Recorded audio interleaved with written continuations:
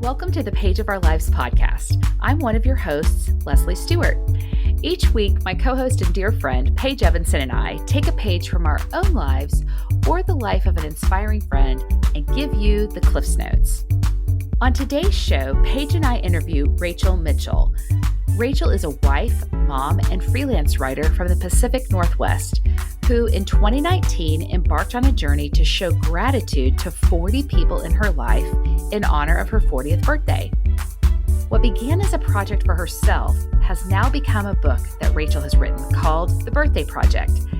Rachael's experience in showing intentional gratitude is so inspiring, and it makes me want to be a more intentional person, especially with those who have impacted my life. We have two formats of today's show, an audio version and a video version. You can find the video version on our Page of Our Lives YouTube channel. Whichever way you listen, we know you'll be inspired by hearing Rachael's story. We can't wait for you to meet her and hear how gratitude has changed her life. Well, hey, everybody. Welcome back to another episode of The Page of Our Lives. I'm one of your hosts, Leslie Stewart, and with me today is my awesome co-host, Paige Evanson. Hey, Paige, how are you? Hi, Leslie. I'm so good. How are you? I'm great. I'm so excited because we get to have a friend of mine on the show today, Rachael Mitchell. I met Rachael earlier in the year as a part of a writing cohort. And as you know, all month long, we're talking about the theme of gratitude and the importance of gratitude in our life and what it does to us, to our brain chemistry, what it does to our heart, how it helps us look at life in a different way. And when we were planning out this particular idea of gratitude, I immediately thought of Rachael because Rachael has written a book that really the heart of it is all about gratitude. And so I was telling Paige about her and I said, we have to have Rachael on the show to talk about her book, about her project, because it was so inspiring to me. And so Rachael, thank you so much for joining us today. I'm so excited to have you. So welcome to the show. Well, you guys, thank you so much. I really, really appreciate getting to be on it and getting to chat about gratitude and my project. Oh, Rachael, Okay. when Leslie told me about it, I'm like, oh my goodness, I want to be her friend. You can be my friend. I totally want to be your friend, Rachael. And since we're getting to know one another and we're new friends now, Exactly. I want you to go and I want you to tell all of our listeners and all of our friends, tell us a little bit about yourself, like about your family. I don't know, give us the Cliff Notes. Sure. Of who is Rachael Mitchell. Sure. Well, I'm not making my age a secret anymore, thanks to my project. So I am 41. I am married. We're almost celebrating our 16th wedding anniversary coming up soon. And I feel like we're in that really busy, but super full and awesome stage of life. Like I know I'm going to blink and, I have two older kids and then a little 5-year-old. I know the two older kids in a blink are going to be in college and off. They're in junior high right now. And so life is really busy. It's very full and it's awesome. We live in right outside of Seattle, up in the upper northwest region of the United States. And I'm a copywriter by trade. So I have my own copywriting business and decided, why not? I don't have anything going on. I'll just also write a book. So I did that too. You sound like our kind of people. Like, let's just add one more thing to the plate, right? Why not? The answer is yes. Yes, I can. Yes, yeah, sure. I can do Let's do all the things. So, I said earlier that we're talking about gratitude all month long. And so I want to ask you before we get into what your project is about and all of that, do you feel like gratitude is something that comes naturally to you, or do you feel like it's something that you've maybe struggled with throughout your life? That's a good question. I would say it comes naturally, but not necessarily because of me and my makeup, but I think my parents are very grateful, gracious, gratitude-y kind of people. And I think that has worn off on me. So they see things in a positive light. They are quick to be thankful for something. I remember a lot of times growing up, they'd say like, this is a privilege. You're so privileged that you get to take tennis lessons or we're so, we are on vacation. This is such a privilege. I'm thinking, yeah, we road tripped, we road tripped to Oklahoma, but yet that, and nothing against Oklahoma. I've lived there and some of our best friends live there. But they still, I mean, they're grateful people. So I think if left to my own, I wouldn't always be a grateful person. But I think because of my parents' influence, I see things sort of in a grateful light. That's so good. That's And I good. feel like that's okay. That's point number one. Make sure that as a parent, you exude Yeah. gratitude because your kids are watching. Even your grown Yeah. children are watching how grateful you are, which is I'm already convicted. Okay, keep going. Oh my So, gosh. well, Rachel, okay, Leslie knows you a little bit more, but since we're becoming like good friends, and Yeah. so Rachel, one of the things about me is that I have a question in my head every like 25 seconds, 30 Good. seconds. So I have to kind of tone them down a little bit. I'll try not to talk too fast because I don't know about you, but I listen to podcasts on like 2x speed or 1.5 speed. And sometimes when I'm listening back to our podcast, I'm like, girl, you need to slow down a little bit. Or A little bit. you're trying to talk in 2 times Yes, speed and I'm think trying. into yeah, you're like, Yeah, why is so this world so slow? exactly. I'm like, can we, I wish everybody came with a trailer, like that I could just see what is this going to be about and how long do I have to watch for? But not with you because I am so fascinated by you, Rachel. Okay, so for your birthday, I know that you turned 40. When's your birthday? In March? Yeah, it's in March. So 2020, right? Okay. 2 Yeah, weeks before the which yeah, is like a blur of a year. for Um sure. for Yeah. all of us. But Yep. for your birthday, you came up with the idea like to interview people who've made an impact on your life, which that led you to writing this book that is hopefully by the time this airs it might be published or Well, no, it'll probably be possibly. rejected again. But you will be grateful because each rejection is just a setup for a comeback. I'm telling you what. Absolutely. So, Absolutely. anyways, okay. So your call in the book sort of has a working title of The Birthday Project, The Birthday correct? Project. And But yes, it could change. But it right now we're going with The it Birthday might. Project. That's right. Yes. That's right. So, but Absolutely. give me the like, okay, what were you doing? What was going on in Sure. your life that you decided, you know what, this is what I'm going to do. So tell us the Yeah. story. So I was actually turning 39. So it was in 2019 and I thought, what a waste of a birthday. I mean, gee whiz, 39. Could it be any lamer? Like, you're not your cool 30s anymore at all. You're like definitely like on the cusp of, being old at 40. And I thought, what would I want to do for my 40th birthday? Like, who cares about 39? What do I want to do for 40? I had seen, Pinterest worthy pictures of like friends on the beach in Mexico with matching happy birthday bathing suits. And, one friend's like, I'm going to Paris for my 40th. And, someone else, they're doing all these amazing things. I thought, okay, I'm for those things, but I can't really do those things. What would mean something to me? So the vision kind of got a little bit smaller and I thought, what would be really, really amazing is to have a big dinner party for my 40th birthday. And I would invite all like these people who I should have said too, when I was introducing myself, I'm from Seattle, but my family growing up, we lived everywhere in the whole like kind of northern United States. My dad was a football coach and it is like the military where you move every 3 years. So I have people scattered like across the country because every time we move somewhere, I would just jump right in, not because I wanted to, but because my parents would say, hey, the sooner you can get, go to this youth group camp or go to this or get involved here, the sooner you're going to make friends and feel a lot more comfortable in this place. Well, it was really hard to do that. I did not like doing that. I could write a whole book about that, being the new person.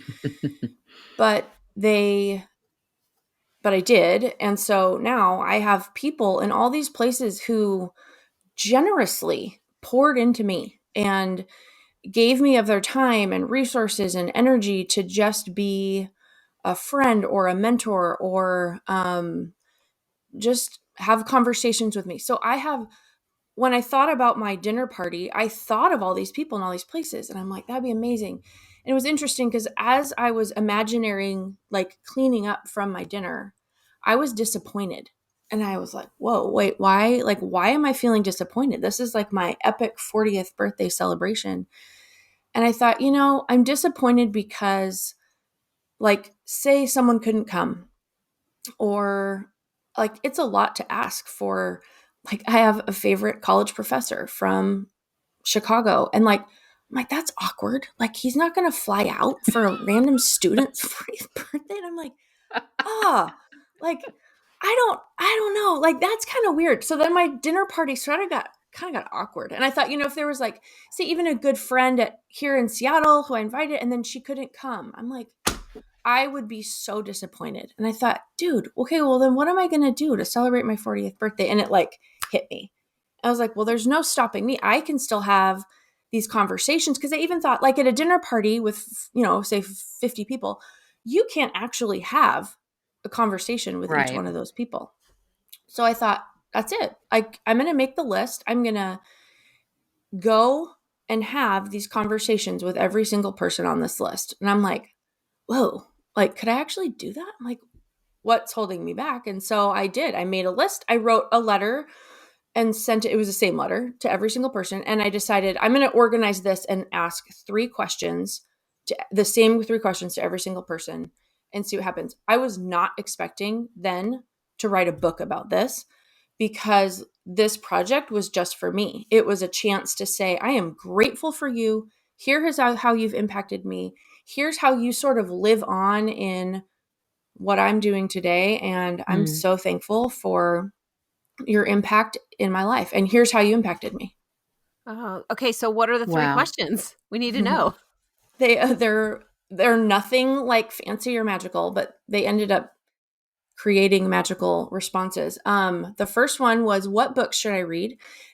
Purely selfish question, because I love to read and I just needed like a big old book list, and I have one. The second question was, what is something you've learned that I should also know? So sort of like, what hard lessons have you learned so that I wouldn't actually have to go through that hard thing? I could just like know what it is that I need to do. So also sort of a selfish question. And then the third one was, what should I do next? And next was open-ended, whatever next meant to them. So those were the 3 questions. So did you do all of these? Because so this was during COVID, right? Or Yes. did you have all the interviews done No. before before your birthday? Yeah, my goal was to be finished by March of 2020, and I was close. I probably was at 30, say 32 or 30 something, maybe 35 even.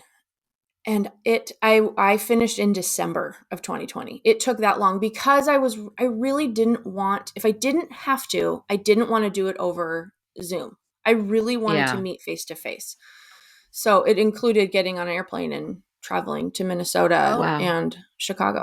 Did you travel to see a lot of your people instead of them traveling to see you? You went to them? I made a huge effort to see as many people as I could. The only person I didn't get to travel to is one of my closest friends from college.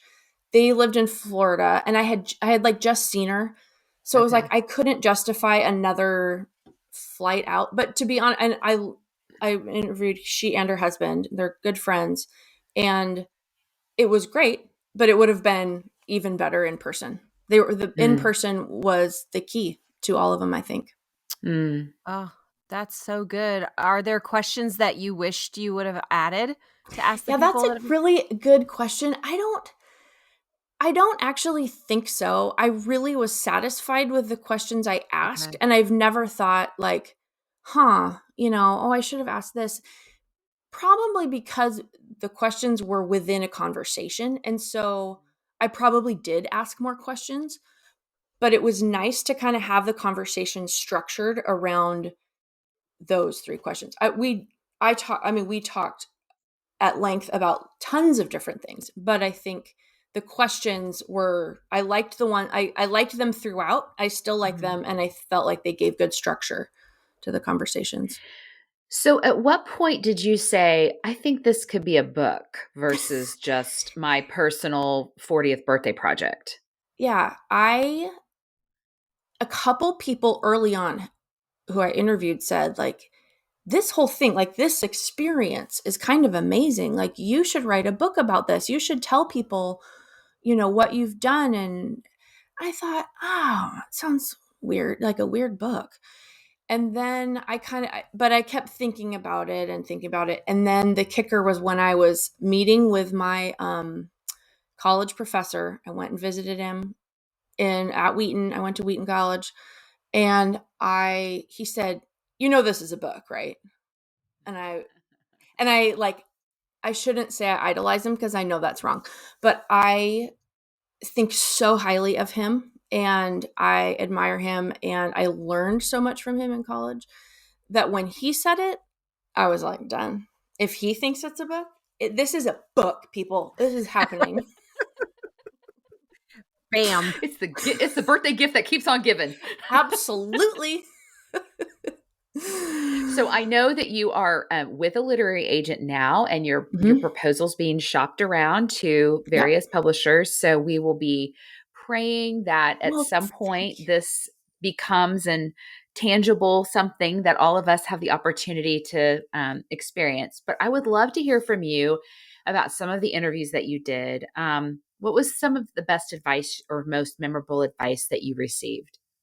Well, it ran the gamut, but I think one of the most memorable was a mentor that I had when I lived in Minnesota. So I was in like early high school years through high school, and she's a remarkable woman, and I knew that, but I think meeting with her reminded me of that. And she has so many fun little tidbits, little sayings. She's like, I say this to my kids all the time. And you're like, you must have the most amazing children in the universe. Like, if you say those things to your kids all the time. So she told me this story, and she said, basically, she's like, sometimes I just tell people, like, you just have to puke and rally. And I'm like, come again? Like, what is puke and rally? She said, the Minnesota State Fair is like a humongous deal in the state of Minnesota. So everyone goes to the fair. I had friends in high school who had like private VIP parking on someone's front lawn, and they would go every single day to the fair. And I'm like, what is happening? There's also, you should Google it, there's this thing called the Butterheads, and all of the princesses, like the queens from the fair, get their face carved, not their own face. Big block of butter becomes the queen, like a likeness of the Minnesota State Fair princess. Okay, right, yes. A butter bust. A butter bust. Okay, and I can't think of anything more amazing than that. So Minnesota State Fair is a big deal. So she and her family, look it up. She and her family met this other family. They were good friends. They went to the fair, and they said they just ate their way through the fair, right? And did all the rides. And it was like as much as you could eat, as much as you could ride. And I think one of the kids, maybe the youngest kid of the other family, lost his lunch. Not sure not sure if he made it to the toilet. I don't know. But his body and his mouth, like it erupted. So he threw up. And then my friend said, and we were so amazed because he got it out, and he rallied and he rode more rides. And she's like, I just see that as a picture of sometimes you're just stressed and you have all this stuff going on, and you just have to like get it all out. And then you rally and you say, okay, like, here we go, And she said, you do that a lot in motherhood. That. You do that sometimes in your job, where you're like, and now we're going to rally. And she said, you kind of pull it all together, and then you rally and kind of not move on, but you now have the courage and the strength to do something that maybe you really didn't want to do. And that advice has stuck with me. And lots of times I think, oh, this is like a puke and rally. Okay, come on, I can puke and rally for this. I love it. I'm stealing that one. That's fine. I mean, I think everybody should, because I think it's the best. It's really good. It's so good. I could totally, I mean, today's been one of those days for me, just waking up and I'm just like, I definitely, I almost feel like I just need to puke it all out on a piece of paper, like all the stuff, Yes. and then get my big girl panties on. Like, come on, we got to Yes. go. Let's do this. Right. Yeah. Yeah. So it I really, love that. it's funny advice, but it's kind of profound advice when you think about it on a deeper level. It's good advice. So, what's some advice that you got that maybe surprised you? Yeah. I think some advice that surprised me, it surprised me because I wasn't expecting it from this person, but I had an incredible mentor in college. And when I met with her, she said her advice on next, she said, carry on. She said, continue to do what you're doing. And it surprised me because I wasn't expecting to be encouraged. I was expecting to be coached on something. Do these things, or do this, or continue to do this, or change these things and do this. And her advice, or her kind of her charge, her encouragement to me was carry on. And it struck me really deep because I recognized that she saw things in my life or things that I was doing that were good. And so she was encouraging me to carry on in those things. I'm sure she was also saying, carry on. You're a busy mom, you have stuff going on, carry on, do those things. But I knew that she was also saying to me, you're doing good things and you need to carry on with those. And that was, I wasn't expecting to be encouraged in that way. I love that. Too. I would love to just take a minute and just ask you, like, what did you learn about maybe yourself, and what did you learn about gratitude through this experience? Well, I'll tell you first what I learned about gratitude is that it's something that needs to be practiced and it's something that needs to happen on purpose. And this whole project, I mean, essentially is a project of gratitude because I was specifically, that was the part I forgot to tell you about the project. In addition to the questions that I was asking people and they had kind of prepared, I had also prepared 3 things for them, which was what I admire about you, what I've learned from you, and then one of my favorite memories. And so that gave me a chance to really kind of collect my mind and be very specific about what I wanted to tell each person. Here's how you've impacted me. I thought it would be a waste to get to these conversations and be like, yeah, so it's great. And you're so sweet and you're so nice. And, you taught me so many things. I think gratitude, the most impactful gratitude is specific.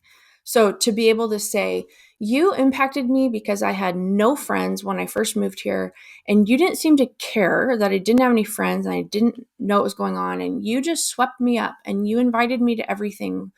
And, you saved my life. You saved me from being lonely for, 4 years in high school. And I think telling people those things, we think them all the time, but I think rarely do we purposefully say to someone, your life and the way you did this, 5 years ago impacted me for the rest of my life. And then I think how it impacted me, I think is along the same lines. I think now that I've done this whole project and seen how encouraging this was to people, I try to say the thing now.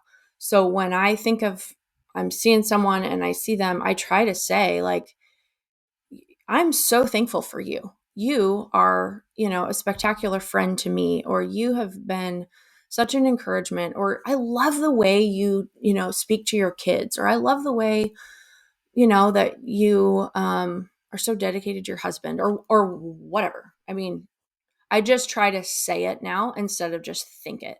I try to write more notes for people maybe who I'm not with, like, I was thinking about you today and I love the way you blah, blah, blah.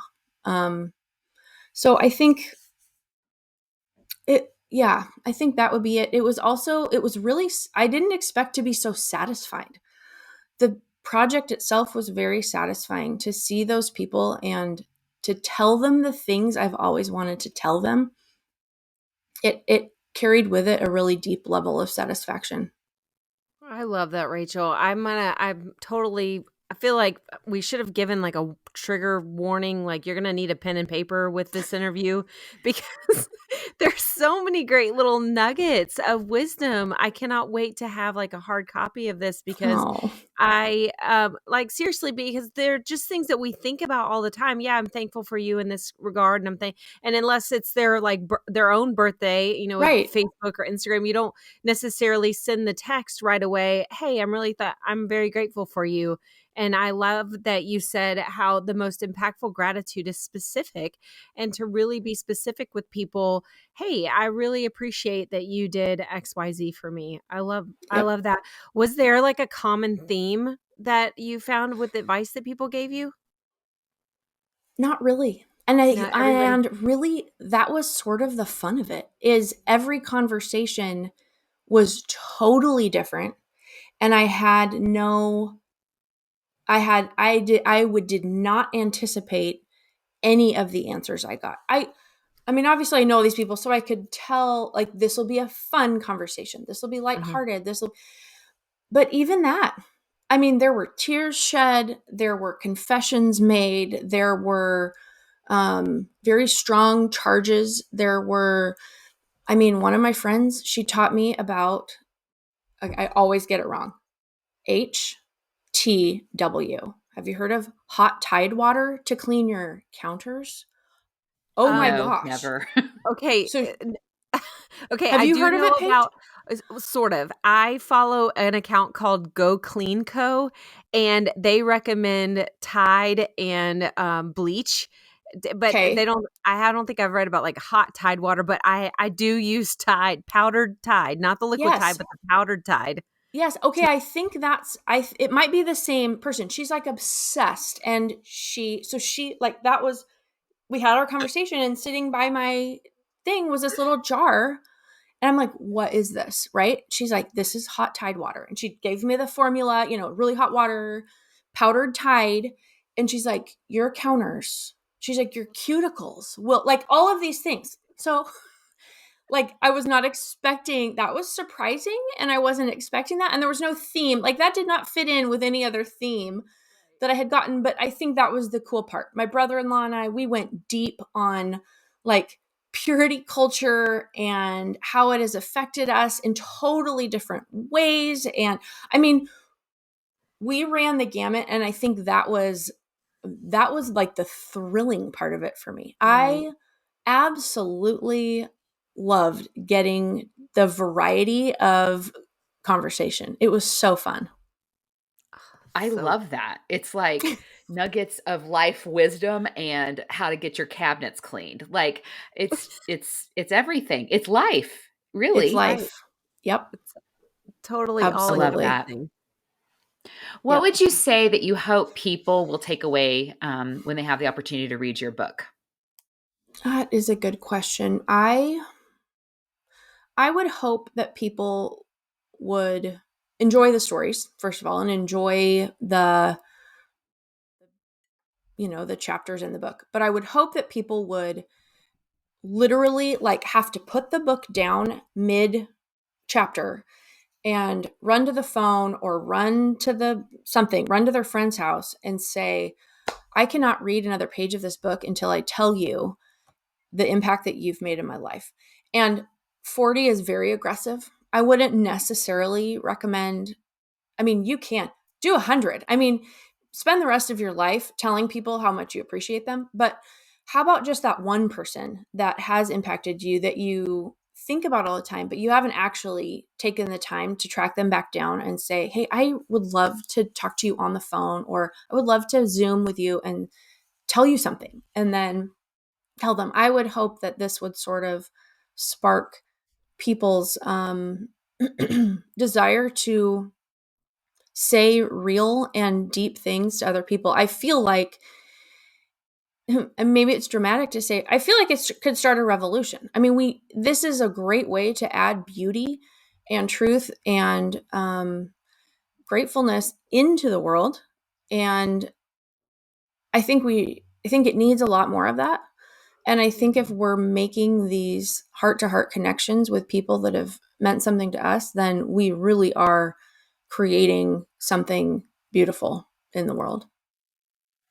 I couldn't Wow. agree with you more. I feel like it's just like you've thrown not just a rock into a pond where it makes some ripples, but you have dropped a boulder, and it's going to be creating some I think it's going to be creating That's some cool. waves. And Well, I thank really you. think that, like, just like when you a boulder, just if you were just to throw a big old chunk of something and it splashes all over, I'm all over. And I know so many people are concerned about like catching colds and viruses and COVID and all that kind of stuff. But what if instead we flip the script and they catch some gratitude? So your gratitude is contagious. And thank you. I'm so excited to get my hands on this. Well, let's hope it happens. Yeah, I hope so. So if there's any publishers that are listening to this episode, would you please contact my dear friend Rachael Mitchell, because she has an amazing book project and the world needs to read it. So how can people get in touch with you, Rachael, to get to know you better and follow you and really kind of take advantage of what you're putting out in the world today? Sure. Well, probably the easiest way is I have a website, and I actually have an extra A in my name too, so it's spelled funny. It's Rachael. So rachaelmitchell.com is my website. And I, excuse me, at the bottom of my website, I have a spot where you can sign up for a newsletter. And I will tell you right now, it's a non-existent newsletter. I have a draft of a email. Hey, it's a start. It's a start, okay? So it's like the most anti-spammy newsletter you're ever going to get, because it's not going to happen, and it's not going to happen often. You're probably not going to need to unsubscribe because you won't even remember that you're subscribed. That's how often you're going to get it. But if you want info and you kind of want to follow along, I will update it eventually and send out things. But I would love to have more subscribers to that, because that's where I'm really going to tell the juicy details of what's happening with my book project. So you can sign up there. That would be amazing. I'd love that. Then on Instagram, I am Mitchell Freelance Writing. And I have a assistant, and he is 5, and I hired him when he was 3. And he's yet to produce any type of copy or like blog post for me. But he's really fun and energetic and gives some really good stuff. So if I was me, I would follow along there, because that's kind of fun too. Totally. Yes, your 5-year-old assistant is a delight to watch. I really hope that he learns some useful skills along the way. So, I mean, it says something bad about me if he's been with me for 2 years and he still can't write a blog post. So I'm probably not a very good boss. I think it's the truth. There's time.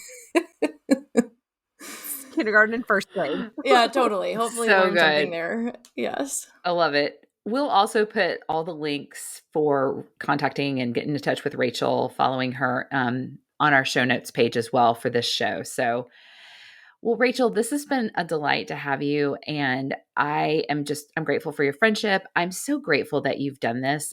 Like Paige said, this is going to impact people who listen to this. Your story has impacted me. And, like we're talking about all month long, it's made me recognize the power of gratitude.